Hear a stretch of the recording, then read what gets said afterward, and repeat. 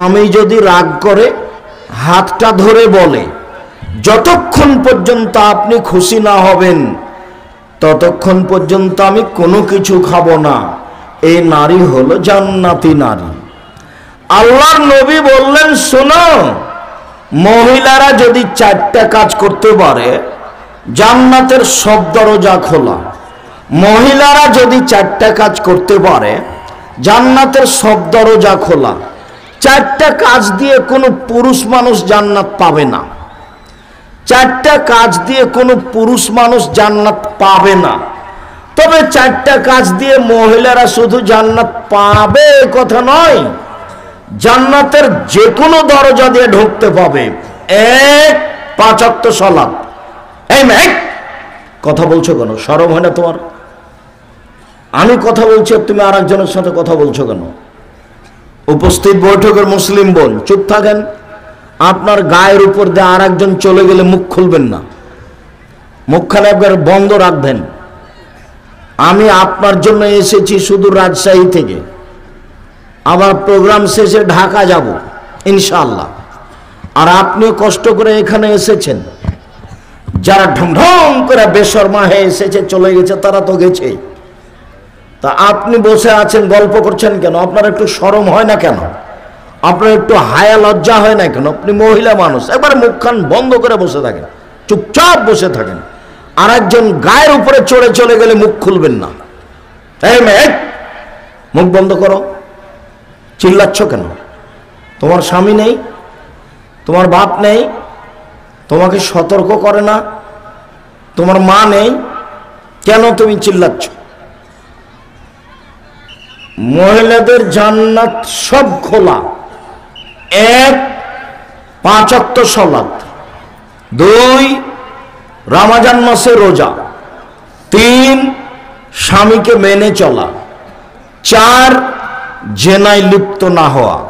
বাস 4টে জিনিস করলে জান্নাতের সব দরজা খোলা।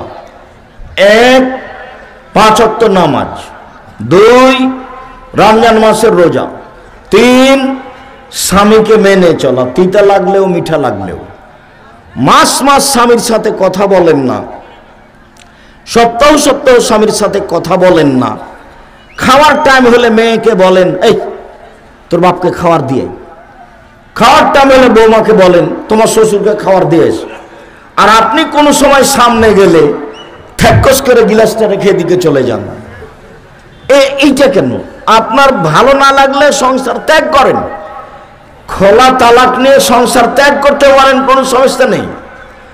এইভাবে ঝুলন্ত থাকেন কেন? তাকে মেনেই চলতে হবে, তিতা লাগলেও মিঠা লাগলেও। আব্দুর রাজ্জাক সাহেব থামেন থামেন থামেন, আমাদের পক্ষে একটু কথা বলছেন না কেন?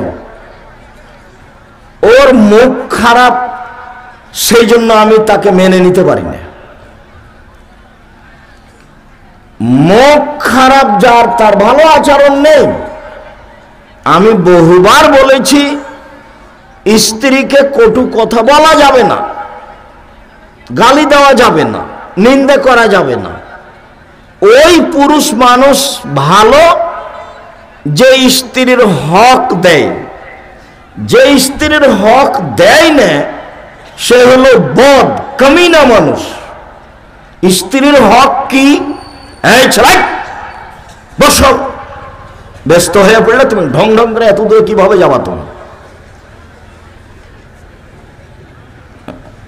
একটু ধৈর্যের পরিচয় দিতে হবে, কষ্ট হলেও।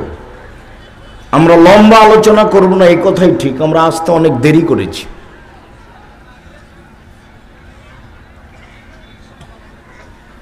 স্ত্রীর হক দিতে হবে। 1, যেই মানের কাপড় আপনি পরেন সেই মানের কাপড় তাকে পরাতে হবে। 2, যে মানের খাদ্য আপনি খান সে মানের খাদ্য তাকে খাওয়াতে হবে। 3, কটু কথা বলতে পাবেন না, কোনো সময় বলতে পাবেন না তোমার ঠোঁটটা মোটা। একবার ঠোঁট মোটা বললে 10 বছর ভালোবাসবে না। কোনো সময় বলতে পাবেন না যে তোমার রংটা কালো, এগুলো বলতে পাবেন না। দিন রাত খালি প্রশংসা করবেন। ওরা প্রশংসা প্রিয় মানুষ, বুদ্ধি কম। বেশি প্রশংসা করলে খুশি, সারা রাত পাটিবে দিবে। পা মেসেজ করে দিবে, আপনি করেন, প্রশংসা করেন। আপনি তো বুঝেন না, খালি বদনাম, না তুমি তুমি তোর বাপ দিল না। এটা তো আবার নীলফামারী। মানে আব্দুল রাজ্জাক সাহেব কি বললেন? নীলফামারী মানে কি? আরে নীলফামারী মানে বলতে চাইলাম এটা রংপুর। রংপুর মানে কি বলতে চাইলেন? রংপুর মানে বলতে চাইলাম যে যৌতুক ছাড়া ছেলের বিবাহ দেয়নি, যৌতুক ছাড়া বিবাহ দেয়নি। কাপুরুষ ঘৃণিত পুরুষ আপনি। বাপ বেটা ভিক্ষা করে খেতে পারেন না? ভিক্ষা করে খাবেন। যৌতুক নেবেন কেন? যৌতুক নেবেন কেন? ভিক্ষা করে খাবেন। ভিক্ষা মানুষে দিবে। যদি ডিমলাই না দেয় নীলফামারী যাবা, নীলফামারী রংপুরে যাবা, রংপুরে না দিলে বাড়ি ঘর ছেড়ে একবারে ঢাকা চলে যাবা, কমলাপুর স্টেশনে। মানুষ ভিক্ষা দিবে? বাপ বেটা ভিক্ষা করে খাবা। যৌতুক নিবে কেন? যৌতুক নিবে কেন? শতবার বলেছি, ভিক্ষা করা টাকা দিয়ে চাউল কিনে ভাত খেয়ে ইবাদত কবুল হবে। ভিক্ষা করা টাকা দিয়ে চাউল কিনে ভাত খেয়ে ইবাদত কবুল হবে। যৌতুকের টাকা দিয়ে চাউল কিনে ভাত খেয়ে ইবাদত কবুল হবে না। এটাই চূড়ান্ত। যা বললাম কিয়ামত পর্যন্ত আর একজন উল্টিয়ে ধরবে এই সাহস নেই। যৌতুকের টাকা দিয়ে চাউল কিনে ভাত খেয়ে ইবাদত কবুল হবে না। 24 ঘন্টার মধ্যে কাঠ, ফার্নিচার, মোটরসাইকেল, সাইকেল, টাকা পয়সা সব ফেরত দিতে হবে। সন্ধ্যা হতে হতে ফেরত দিতে হবে। এই ছেলে, তোমার বাপের মুখখানার দিকে দেখো, কালো হয়ে আছে, নিচু হয়ে আছে। তো তোমার বাপকে বলো যে আব্বা ভিক্ষা করে খাবেন। বলো, তোমার বাপ পাশে আছে, বলো আব্বা ভিক্ষা করে খাবেন। ভিক্ষা করে খাবে কেন তোমার বাপ? তোমার বাপের জমিদারি আছে, জমি লিজ দিয়ে খাবে। জমি লিজ দেওয়া যায়, লিজ দেওয়া বুঝেন? মানে খাই খালাসি খেয়ে শেষ। বন্দুক নয়, বন্দুক হারাম, কট হারাম। লিজ বুঝেন? লিজ বুঝেন? মানে বছরও শেষ, টাকাও শেষ। হ্যাঁ, এইটা দেন, জমি দেন, কিন্তু বন্দুক রাখা যাবে না। টাকা আবার ফেরত নেবেন, তাহলে জমি ছাড়বেন, এগুলো চলবে না। আব্দুল রাজ্জাক সাহেব কিছু কিছু টাকা ছেড়ে দিয়েছে, সবই টাকা ছেড়ে দিয়ে 500 টাকা নেন, তবুও চলবে না। ওই পথই হারাম, ওটা সুদ। তারপরে ব্যবসা করেন, দিন মজুরি করে খান, ভিক্ষা করবেন কেন? আমি বলছি সেটা হলো উপার্জনের শেষ পথ। মানুষের উপার্জনের শেষ পথ কি? ভিক্ষা। তো যৌতুক নিব, শ্বশুরের কাছে টাকা নিব কেন? এখন নোংরামি, এখন নোংরামি। যা টাকা নিয়েছো ফেরত দিবা, 24 ঘন্টায় ফেরত দিতে হবে। সম্মানিত দিনী ভাই বোন, অনুরোধ করে যাচ্ছি, ভুল বুঝিয়েন না। তাহলে কি আব্দুল রাজ্জাক সাহেব রংপুরে এরকমই হয়? আমার তদন্তে সারা বাংলাদেশ জুড়ে যা আমি খোঁজ নিয়েছি, তাতে বৃহত্তর রংপুর যত জেলা, দিনাজপুর যত জেলা, এই দুটা জেলাতে বেশি হয়। রংপুর, লালমনিরহাট, নীলফামারী, কুড়িগ্রাম, পঞ্চগড়, ঠাকুরগাঁ, গাইবান্ধা, এইসবগুলো বেশি আছে। জয়পুরহাট, বগুড়া এবার কমতে থাকবে।